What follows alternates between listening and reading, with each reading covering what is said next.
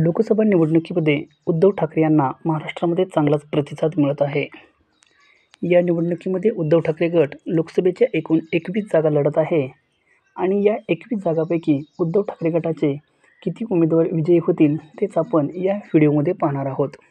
तर उद्धव ठाकरे गट विजयी होईल असा पहिला मतदारसंघ आहे तो म्हणजे ठाणे लोकसभा मतदारसंघ आणि या मतदारसंघातून ठाकरे गटाचे राजन विचारे हे विजयी होतील अशी शक्यता आहे.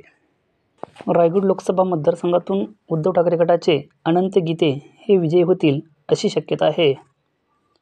रत्नागिरी सिंधुदुर्ग लोकसभा मतदारसंघातून विनायक राऊत हे ठाकरे गटाचे उमेदवार विजयी होतील अशी शक्यता आहे. तर धाराशिवमधून ओमराजे निंबाळकर यांची निवडून येण्याची शक्यता जास्त आहे.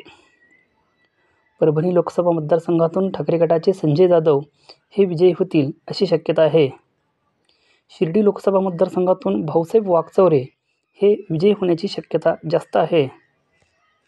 यवतमाळ वाशिम लोकसभा मतदारसंघातून संजय देशमुख हे ठाकरे गटाचे उमेदवार विजयी होण्याची शक्यता आहे. बुलढाणा लोकसभा मतदारसंघातून नरेंद्र खेडेकर हे विजयी होण्याची शक्यता आहे. तर नागेश पाटील आष्टीकर हे हिंगोली लोकसभा मतदारसंघातून विजयी होतील अशी शक्यता आहे. संभाजीनगर लोकसभा मतदारसंघातून चंद्रकांत खैरे यांची निवडून येण्याची जास्त शक्यता आहे. मुंबई दक्षिण लोकसभा मतदारसंघातून अरविंद सावंत हे विजयी होतील अशी शक्यता आहे. मुंबई उत्तर पश्चिम लोकसभा मतदारसंघातून अमोल कीर्तीकर हे विजयी होण्याची शक्यता आहे. मुंबई उत्तर पूर्व लोकसभा मतदारसंघातून संजय दिना पाटील हे विजयी होण्याची शक्यता आहे. तर नाशिक लोकसभा मतदारसंघातून राजाभाऊ वाजे हे ठाकरे गटाचे नेते विजयी होतील अशी शक्यता आहे. तर मित्रांनो, तुम्हाला काय वाटते?